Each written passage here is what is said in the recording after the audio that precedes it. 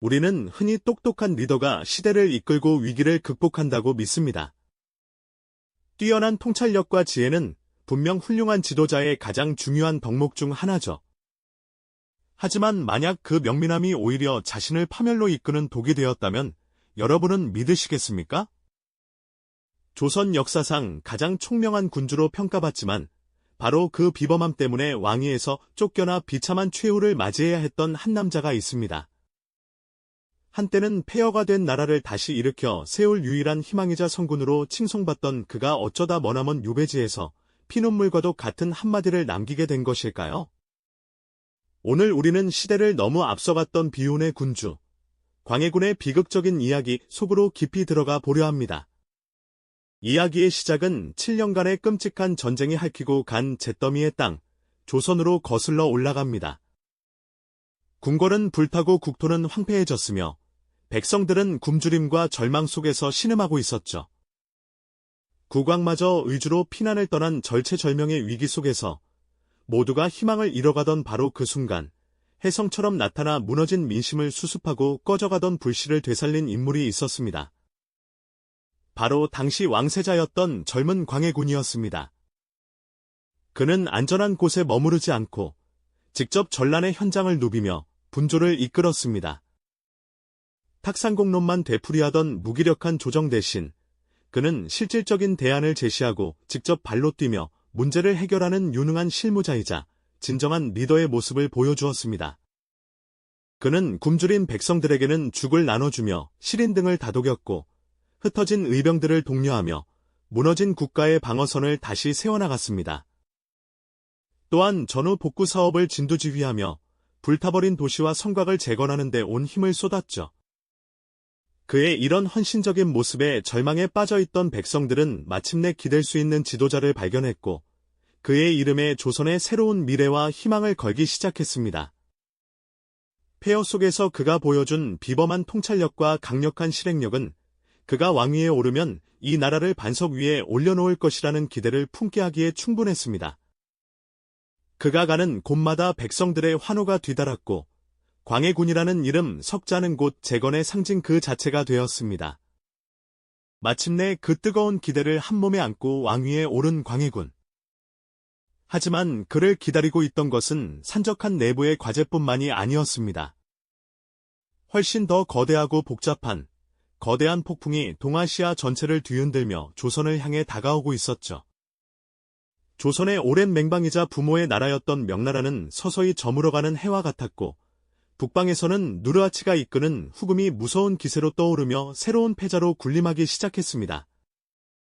이는 마치 거대한 두 고래 사이에서 등이 터질 위기에 놓인 새우와도 같은 그야말로 절체절명의 외교적 시험대였습니다. 대부분의 신하들이 맹목적으로 명나라에 대한 의리를 외치며 현실을 외면할 때 광해군은 냉철한 현실 인식으로 국제정세의 흐름을 정확히 꿰뚫어 보았습니다. 문제는 그의 이런 시대를 앞서간 탁월한 통찰력이 당시 조선의 지배 이념이었던 성리학적 명분론과는 정면으로 충돌했다는 점입니다. 그의 눈에는 조선의 생존을 위한 가장 합리적인 선택이었던 중립 외교가 신하들의 눈에는 부모의 나라를 저버리는 배신이자 오랑캐에게 고개를 숙이는 굴욕적인 행위로 비춰졌던 것이죠. 놀랍게도 바로 이 지점에서 한때는 조선을 구할 희망으로 여겨졌던 그의 똑똑함이 서서히 비극의 씨앗을 잉태하기 시작했습니다. 그의 합리적인 판단이 시대의 낡은 명분과 충돌하면서 조선의 조정은 걷잡을 수 없는 피바람의 소용돌이 속으로 빠져들게 됩니다. 광해군의 예리한 통찰력은 조정의 낡은 관념과 부딪히며 파열음을 내기 시작했고 그의 똑똑함은 이제 그 자신을 겨누는 날카로운 비수가 되어 돌아오기 시작했습니다.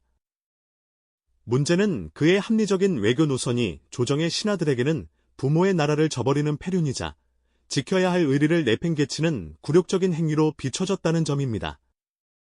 결국 광해군의 발목을 잡은 결정적인 사건은 국제정세가 아닌 바로 궁궐 내부의 피비린내 나는 권력투쟁에서 터져나오고야 말았죠. 왕권을 강화하려는 그의 조급함과 그를 등에 업은 대북파의 폭주는 이복동생인 영창대군을 죽음으로 내몰고 계모인 임목대비를 폐위시켜 서궁에 유폐시키는 비극을 낳았습니다. 이 페모살제라는 네 글자는 그의 모든 정치적 업적과 현실적인 외교 노선을 한순간에 뒤덮어버리는 강력한 명분이 되어 주었습니다. 그의 정적이었던 서인 세력에게는 그야말로 하늘이 내려준 기회나 다름없었죠. 아무리 나라의 실리를 위한 선택이었다고 항변해도 혈육을 해치고 인륜을 저버렸다는 도덕적 훈결은 그 어떤 변명으로도 가릴 수 없는 주홍글씨가 되었습니다. 광해군을 지지하던 대북파 세력의 독주가 계속될수록 반대파의 불만은 임계점을 향해 치닫고 있었고, 조용하지만 무섭게 칼을 갈고 있던 그들은 마침내 거사를 위한 모든 준비를 마치게 됩니다. 명나라가 망해가는 것을 꿰뚫어 보았던 비상한 통찰력의 소유자였지만 정작 자신을 향해 조여오는 서슬퍼런 칼날의 위협은 미처 감지하지 못했던 것이죠. 1623년 3월 12일의 칠흑 같은 밤, 능양군을 왕으로 추대한 서인 세력의 반정군이 궁궐을 급습하면서 모든 것은 한순간에 막을 내리고 맙니다. 임진왜란의 폐허 속에서 나라를 구한 영웅이자 탁월한 외교가였던 왕은 하룻밤 사이에 모든 것을 잃고 죄인의 신세로 전락해버렸습니다. 왕의 용포는 벗겨지고 초라한 옷차림으로 끌려 나온 그는 자신이 그토록 지키고자 했던 백성들의 돌팔매질과 조롱을 받으며 유배길에 올라야만 했습니다. 그의 첫 유배지는 강화도였죠. 한때는 온 나라의 존경을 한몸에 받던 왕이었지만 이제는 싸늘한 감시 속에서 하루하루를 연명해야 하는 비참한 처지가 된 것입니다. 문제는 그의 고난이 여기서 끝나지 않았다는 점입니다. 영모에 연루되었다는 의심을 받으며 그의 가족들은 뿔뿔이 흩어지거나 죽임을 당했고 광해군 자신은 더욱더 척박하고 외딴 곳으로 옮겨져야만 했습니다.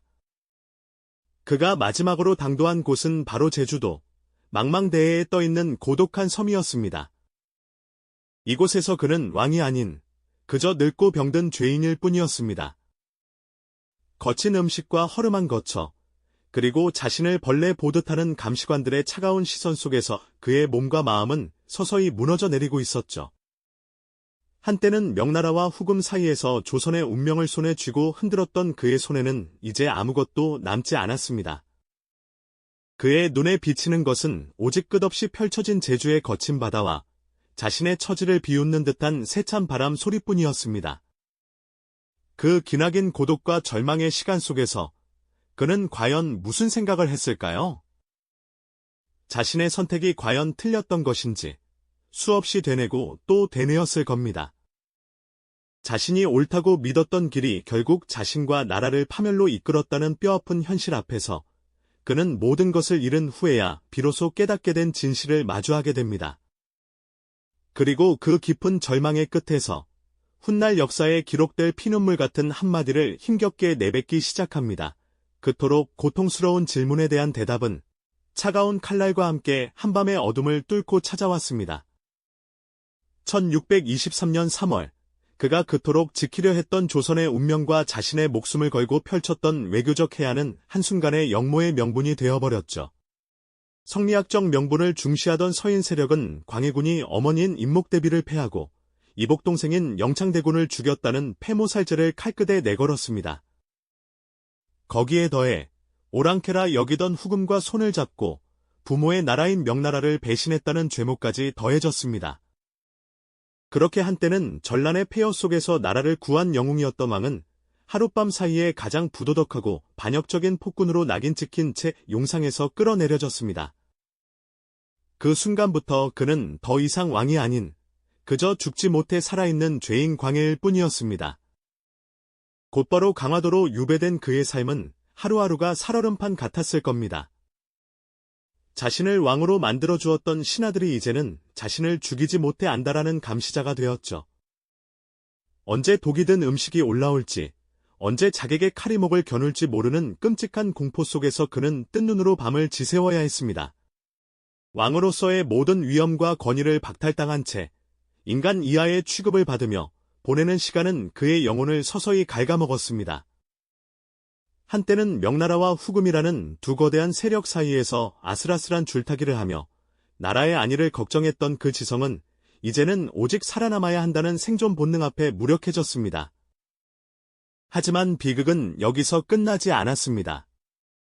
반정 세력은 그가 강화도에 있는 것조차 불안하게 여겼고 결국 그를 훨씬 더 멀고 외딴 섬, 제주의 황량한 땅으로 다시 내쫓아 버립니다. 육지와의 소통이 거의 불가능했던 당시의 제주도는 사실상 살아있는 무덤이나 다름없는 곳이었죠. 거친 바닷바람이 휘몰아치는 제주의 유배지에서 그는 완벽하게 세상과 격리되었습니다. 가시나무로 둘러싸인 초라한 초가집에 갇혀 바깥 출입은 물론이고 그 누구와도 대화를 나눌 수 없는 철저한 고독 속에 던져진 겁니다. 그가 매일 볼 수 있는 것이라고는 좁은 창틈으로 보이는 회색빛 하늘과 거칠게 포효하는 검은 바다뿐이었습니다. 그가 먹는 것은 죄수에게나 줄 법한 거친 보리밥과 소금에 절인 채소가 전부였고요. 이 얼마나 처참한 말년입니까? 이곳에서 그는 무슨 생각을 했을까요? 아마도 자신의 삶 전체를 수없이 곱씹었을 겁니다.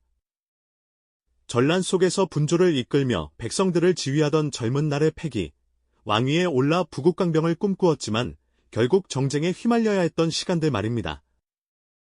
자신이 조금만 덜 똑똑했더라면, 시대의 흐름을 조금만 외면했더라면 이 모든 비극을 피할 수 있었을까요? 명분이라는 허울에 갇힌 신하들에게 맞서지 않고 그저 그들의 뜻에 따랐다면 이렇게 비참한 최후를 맞이하지는 않았을지도 모릅니다. 그의 합리적인 판단과 시대를 앞서간 통찰력은 결국 그 자신을 파멸로 이끈 가장 큰 독이 되어버린 셈입니다. 모든 것을 잃고 나서야 그는 깨달았을 겁니다. 아무리 옳은 길이라 할지라도 시대가 그것을 받아들일 준비가 되어 있지 않다면 그 길은 가장 위험한 길이 될 수 있다는 것을요. 그렇게 18년이라는 기나긴 유배 생활 동안 그의 몸과 마음은 완전히 쇠락해 갔습니다. 희망이라고는 조금도 찾아볼 수 없는 절망의 시간 속에서 그는 자신의 인생과 시대가 던진 질문에 대한 피맺힌 대답을 준비하고 있었을지도 모릅니다. 놀랍게도 그가 유배지에서 고통받는 동안 조선의 운명은 정확히 그가 예견했던 방향으로 흘러가고 있었습니다. 광해군을 몰아내고 명나라에 대한 의리를 외쳤던 인조 정권은 결국 두 차례의 끔찍한 호란을 겪으며 삼전도의 굴욕을 맛보게 되죠. 그가 막고자 했던 바로 그 비극이 현실이 되어서야 사람들은 아주 조금씩 다른 생각을 하기 시작했습니다. 혹시 그 폭군이라 불렸던 왕의 선택이 실은 나라를 구하기 위한 유일한 방법은 아니었을까 하는 뒤늦은 의문이 고개를 들기 시작한 겁니다. 하지만 이미 시간은 너무 많이 흘러버렸습니다. 왕좌에서 쫓겨난 늙은 왕은 이제 죽음을 눈앞에 두고 있었고 그에게 남은 것은 아무것도 없었죠. 그저 자신이 틀리지 않았다는 씁쓸한 증명만이 역사의 페이지 위에 차갑게 새겨지고 있을 뿐이었습니다. 그의 탁월함이 오히려 자신을 옥죄는 족쇄가 되어버린 이 역설적인 비극 앞에서 우리는 과연 무엇을 이야기해야 할까요? 한 인간의 지성이 시대를 잘못 만났을 때 어떤 결말을 맞이하게 되는지 역사는 광해군을 통해 우리에게 너무도 아픈 질문을 던지고 있습니다. 모든 영광과 권력을 잃고 오직 거친 숨만 내쉬던 그 순간 그는 마침내 자신의 기나긴 고뇌와 통한의 세월을 단 하나의 문장으로 응축시켜 세상에 남기게 됩니다. 그 한마디는 개인의 슬픔을 넘어 시대를 향한 준엄한 경고이자 후대를 향한 아픈 유언이었습니다.